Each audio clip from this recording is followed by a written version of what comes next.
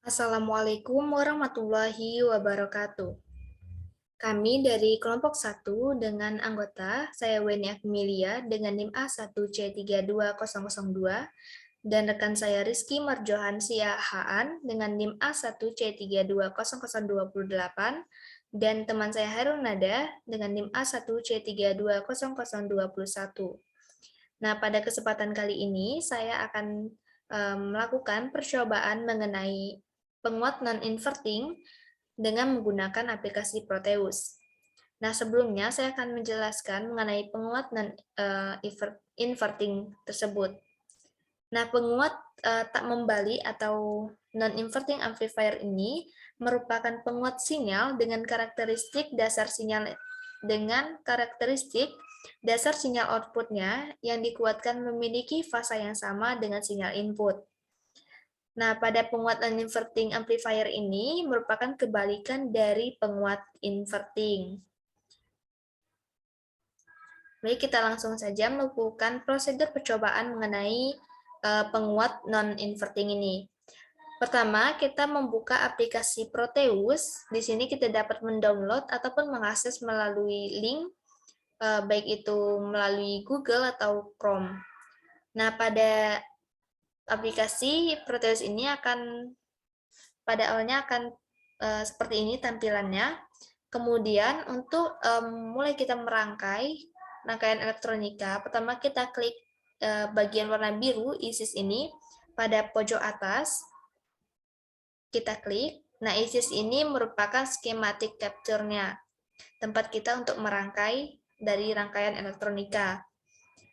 Nah, pada rangkaian non-inverting ini tentunya kita memerlukan yang namanya resistor ataupun alat dan bahan lainnya. Nah, untuk mencari resistor, pada bagian device ini terdapat P dan L. Nah, kita akan mengklik pada bagian P, Peak Device ini. Alat dan bahan pertama yang kita gunakan adalah LM741. Kita klik. Dan tentunya kita memerlukan yang namanya resistor.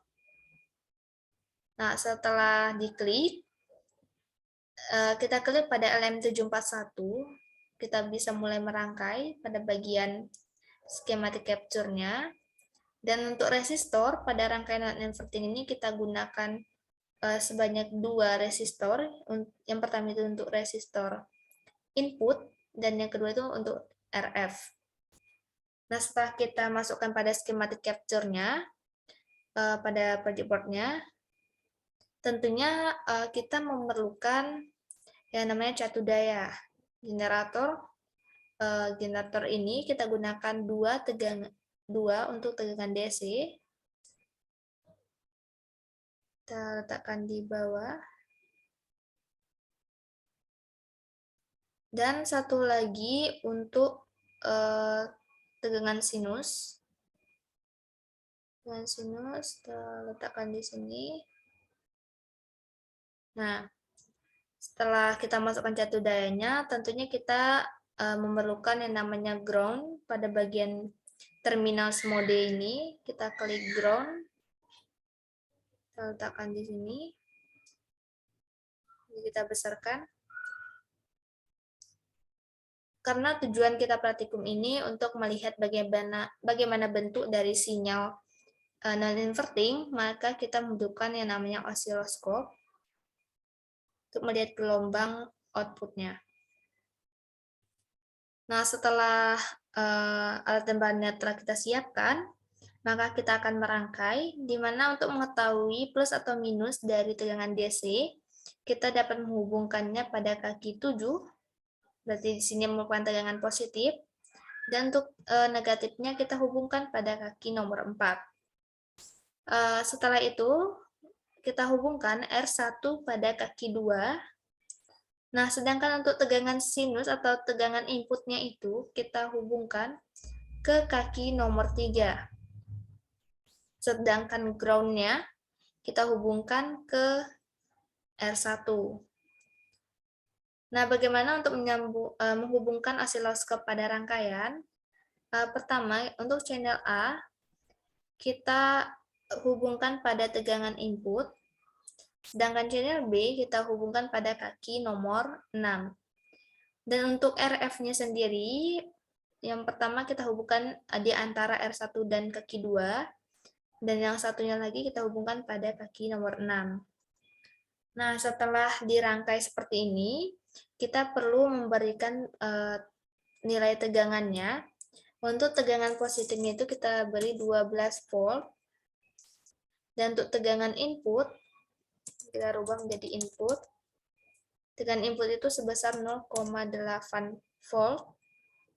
Dan untuk R1 ini merupakan R input, dikarenakan RF itu harus lebih besar daripada R1, maka kita beri 1K, dan RF ini tetap 10K, bahkan RF. Nah, setelah dirangkai dan disusun dengan baik, di sini kita akan melihat bagaimana keluaran dari sinyal penguat non-inverting tersebut. Kita klik play.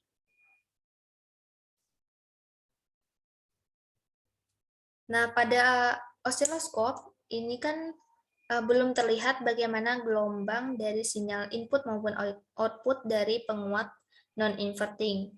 Pada bagian horizontal, kita putar ke 200. Oke. Nah, kita geserkan posisi A. Channel A ini merupakan tegangan input, sedangkan yang biru itu merupakan tegangan output. Nah, kita geser. Oke. Nah, di sini kan untuk memperlihat lebih jelas, kita buat seperti ini. Ke 1, dan channel B-nya juga 1. Nah, di sini kita lihat bahwa gelombang yang dihasilkan dari penguat non-inverting ini, di mana input dimasukkan pada input non-inverting, sehingga polaritas output akan sama dengan polaritas input, yang menghasilkan gelombang sinyal dari output itu sama dengan gelombang sinyal dari input, sehingga memiliki fasa yang sama. Di sini kita lihat seperti ini, memiliki fasa yang sama. Berbeda dengan yang non-inverting, pada non-inverting itu memiliki fasa yang berkebalikan dengan fasa inputnya. Sedangkan ini memiliki fasa yang sama antara sinyal input dan sinyal outputnya. Nah, setelah kita melihat dari gelombang yang dihasilkan pada layar osiloskop, hal ini dapat dinyatakan bahwa percobaan non-inverting amplifier dengan menggunakan Proteus ini berhasil dengan dilihatnya bentuk gelombang dari sinyal output yang dihasilkan. Baiklah, apabila ada kesalahan selama saya melakukan presentasi ini, saya mohon maaf. Saya akhiri dengan wassalamualaikum warahmatullahi wabarakatuh.